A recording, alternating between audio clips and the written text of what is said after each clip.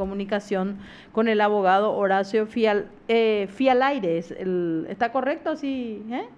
¿Me salió bien? Hola, sí, buenas Buenas tardes. tardes. Sí, ¿Cómo sí, está? ¿Cómo está, muy abogado? bien, muy bien. Es Fialaire, pero se pronuncia Fialar. Es Ah, lo mismo. Fialer, perfecto.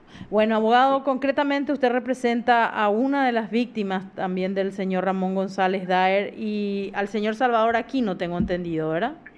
Sí, yo represento a dos, finalmente, a Salvador A Aquino dos. y a Epifanio Rojas. Ujú. Epifanio. Sí. Lo que pasa es que Salvador Aquino el señor Ramón González Daer lo denuncia a él por un hecho punible de estafa, donde evidentemente la denuncia no dice la verdad de todo. Es decir, hay una intención maliciosa para que el Estado actúe en contra de él. Por ejemplo, no se dan hasta los elementos constitutivos del tipo penal.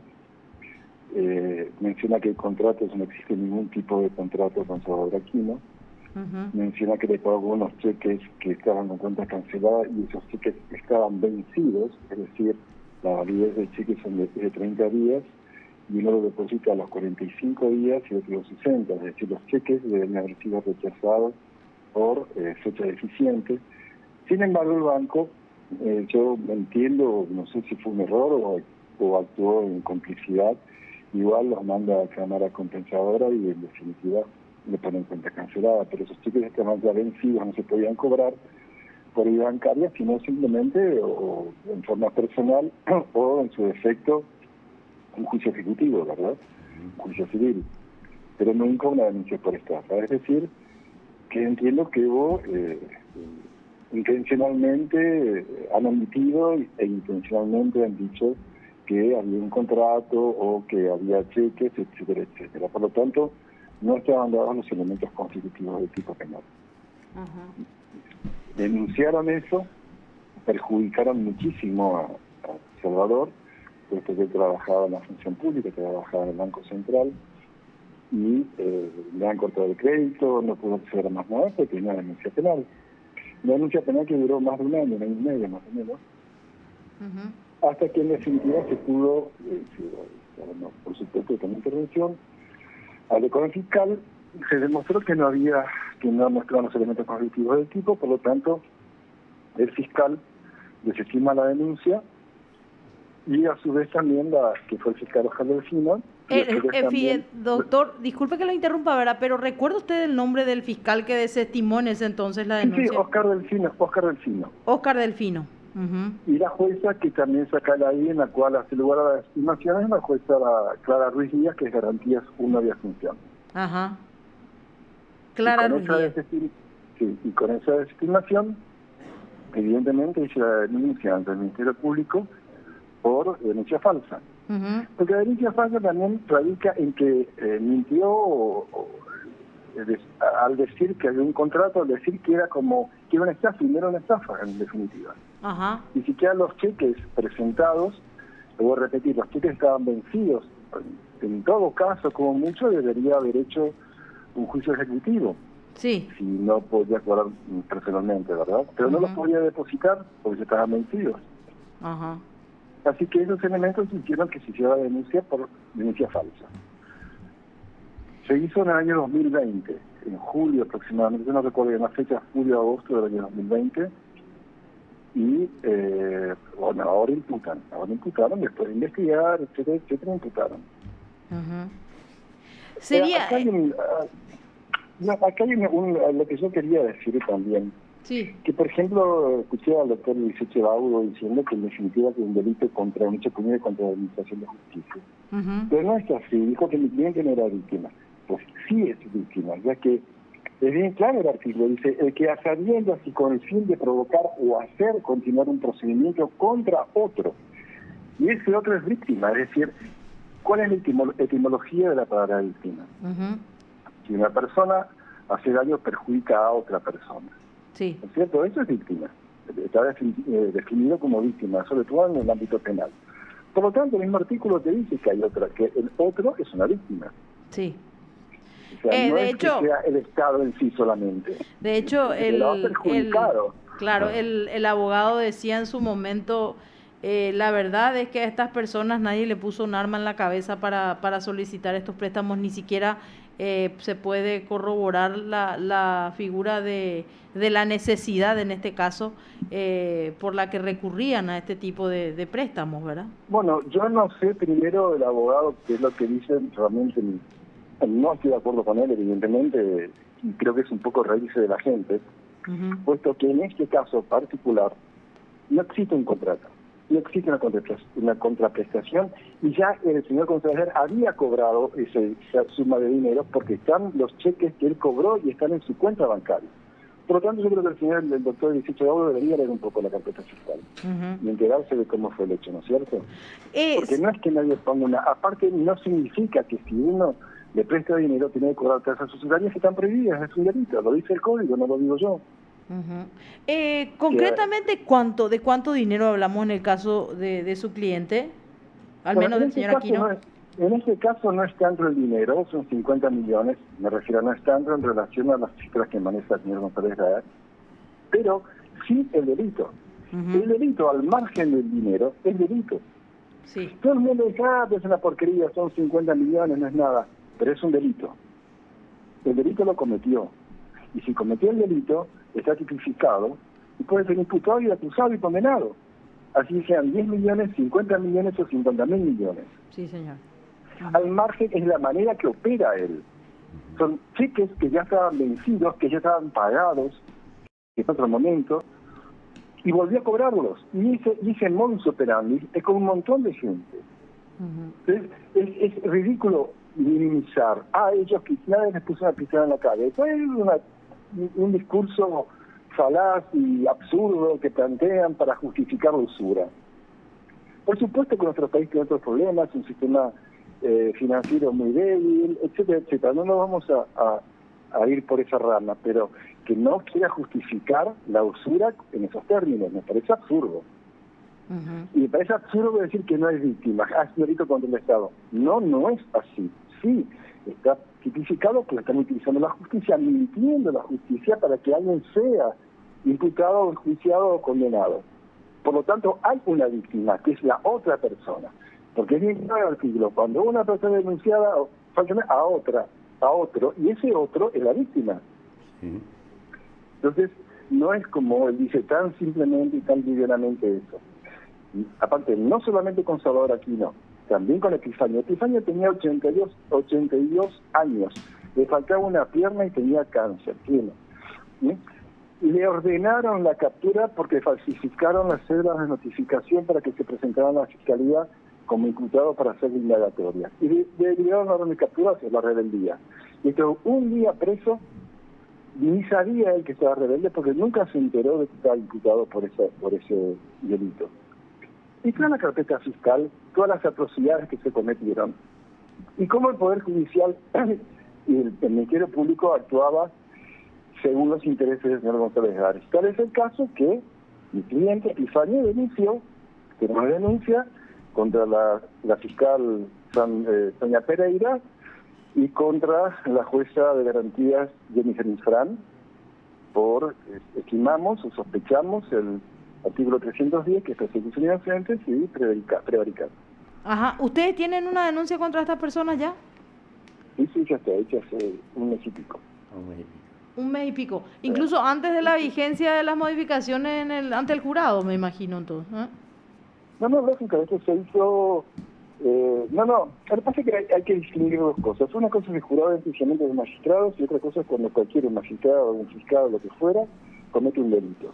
Es un delito tipificado en el Código Penal. En el Código Penal del 310 habla de persecución de inocentes hacia personas que trabajan en el Poder Judicial. Y el prevaricato es actuar contrario a derecho. Evidentemente también es por un delito cometido por algún funcionario del Poder Judicial. Por lo tanto, es un delito. Es un delito que debe investigar el Ministerio Público. Yo puedo decir, contra persona innominada, pero pasó esto y esto. El Ministerio Público va a ser el encargado de investigar, y si se reúnen los elementos, de imputar. Y si siguen reuniendo los elementos en esa investigación, de acusar en su momento. Lo que pasa es que el jurado de enjuiciamiento, uno tiene que hacer las pruebas, acusar, dar una fianza o garantía, o sea, justificar, y aparte es tiene una lentitud brutal. Yo he denunciado a fiscales. El fiscal Miguel Vera, por ejemplo, tenía 17 denuncias. Ajá. Por mal desempeño, por cohecho, por todo. Miguel Vera. Estuvo Miguel Vera, exactamente, 3 años o 4 años, nadie lo podía sacar. 17 denuncias. Qué Y bárbaro. ningún miembro del jurado de enjuiciamiento fue capaz de hacer absolutamente nada. Es una realidad. Entonces, aparte tenemos que el señor, o sea, lo siento mucho, falleció, ¿verdad? Pero el señor Oscar González Gaer manejaba el jurado y manejaba el consejo como quería.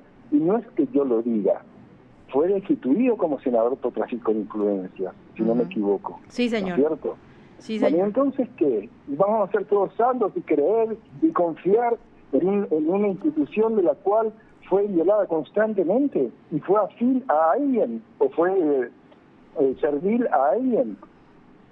No, imagino que no, ¿no es cierto? Doctor, concretamente el caso del señor Aquino está ahora en Cámara de Apelación.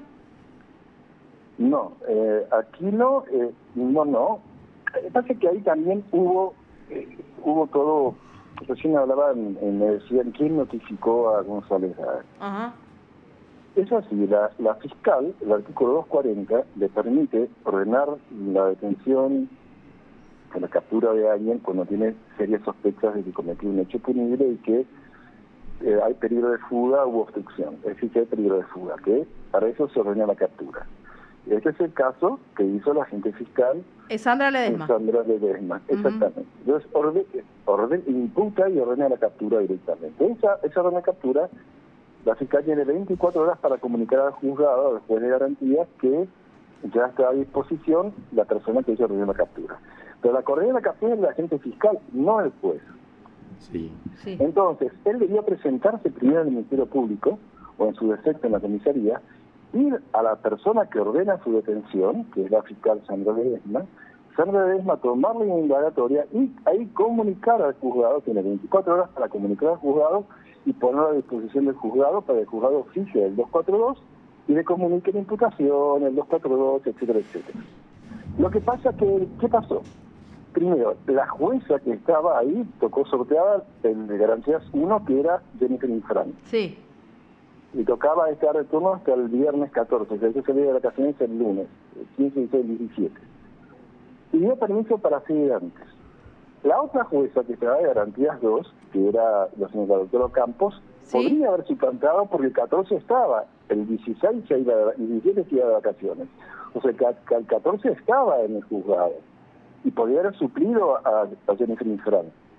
Encima, entiendo que el doctor Enrique Sanabria estaba de vacaciones y lo hace medir antes para suplir por un día a la doctora Jennifer Infran. Y encima de todo había una resolución de la Corte Suprema el día 24 de noviembre del 2021 que decía claramente que la Corte en pleno había decidido que los juzgados de garantía o delitos económicos hicieran feria en los juzgados penales de la adolescencia por la materia, es decir, por la materia penal. Ajá. Entonces, es una contradicción todo, ¿verdad? ¿Usted asegura entonces que la notificación fue ya anterior al permiso de la magistrada Infran? No. Mire, es otra de las cosas que el mismo Poder Judicial debe resolver. La imputación fue firmada el 30 de diciembre. 30 de diciembre. Sí. Eso fue firmada. Pero aparte, la notificación de la imputación se la hacen una vez que la fiscal emite la orden de captura. Ahora, eso es lo que no entienden todavía.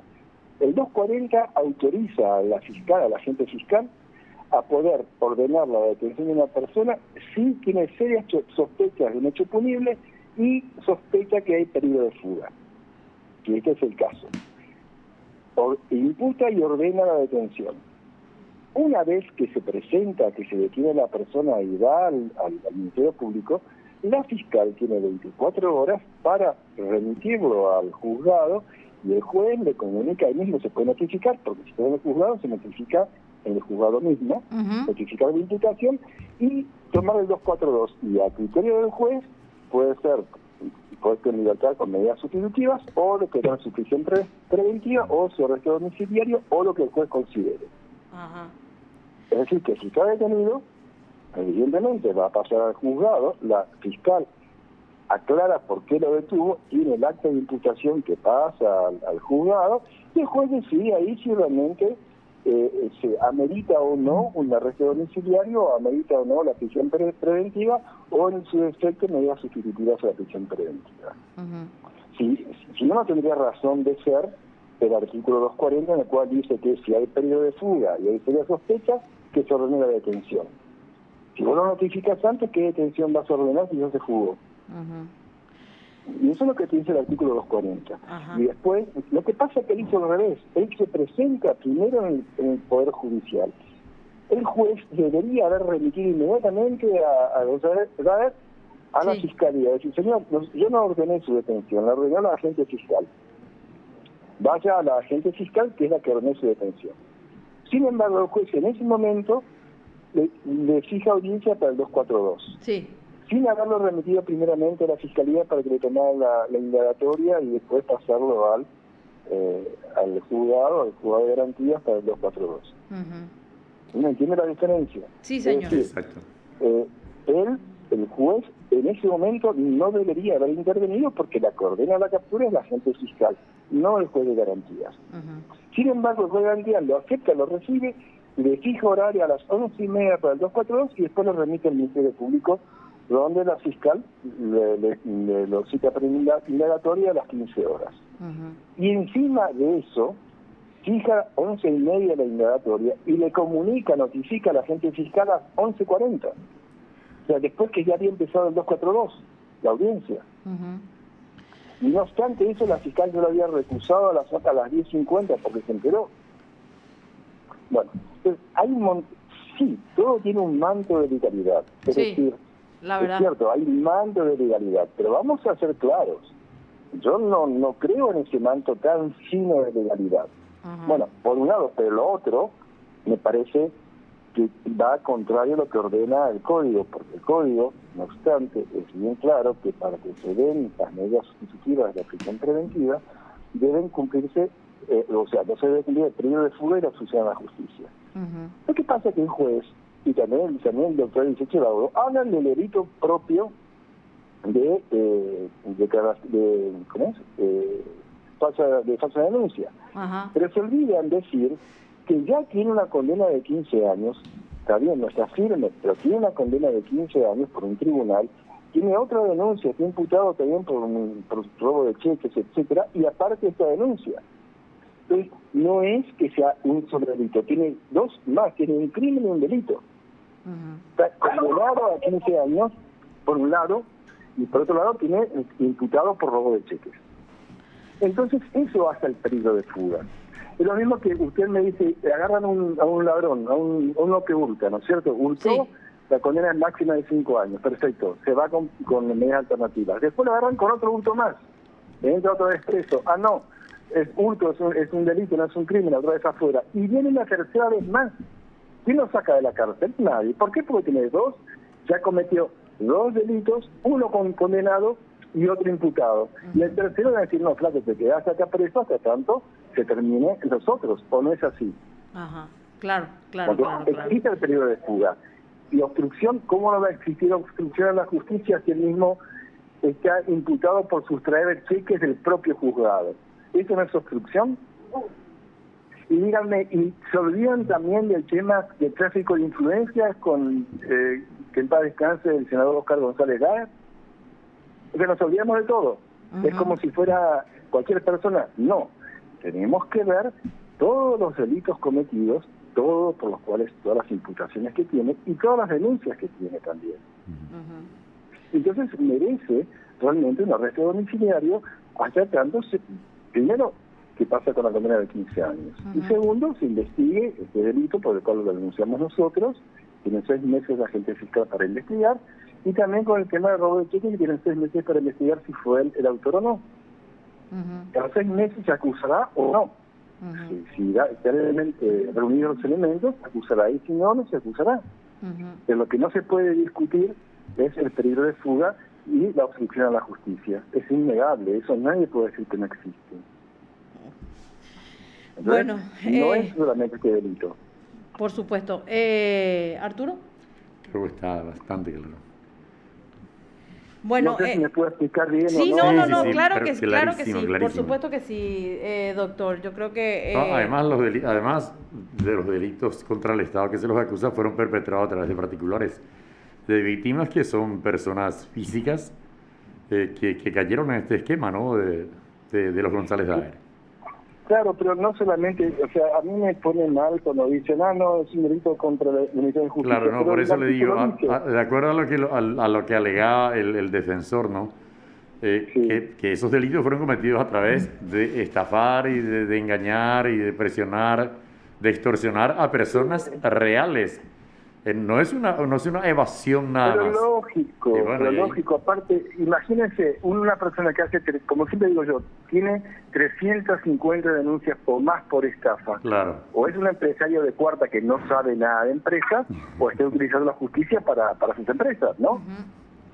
Si yo soy empresario y me estafan 350 veces, Dios mío, mejor que me dejo de ser empresario y me dedico a otra cosa. Claro. ahora, doctor, concretamente me imagino al margen de todo esto, las dudas en torno a lo que pasó, a los cambios, al incluso boicot contra la fiscal Ledesma, también en ustedes muy clara, ¿verdad? Pero por supuesto, o sea, es innegable el boicot porque desapareció la fiscal Sandra Ledesma del sistema. Sí. Y está comprobado que la sacaron del sistema. Es innegable. Nosotros hicimos, mi cliente y yo hicimos una denuncia ante la superintendencia de la Corte diciendo cómo es posible que él nombró al juez Enrique Sanabria, siendo que había una resolución de la Corte que había dicho que solamente los jueces penales. Pensando que había sido la doctora María Teresa González Daniel, que es presidenta de la Circunscripción Central, que había sido ella que la nombró. Hasta que se dieron cuenta que fue la misma corte la que... La misma corte, y ellos mismos, la superintendencia mismo lo nombró, ellos tienen potestad, por eso yo hablo siempre de un manto de legalidad. Si fueron ellos mismos, ¿y yo qué voy a denunciar? Ante la superintendencia, voy a denunciar un hecho cometido por ellos. Una decisión ya asumida por los... Sí, y la verdad... Es absurdo, ¿entiendes?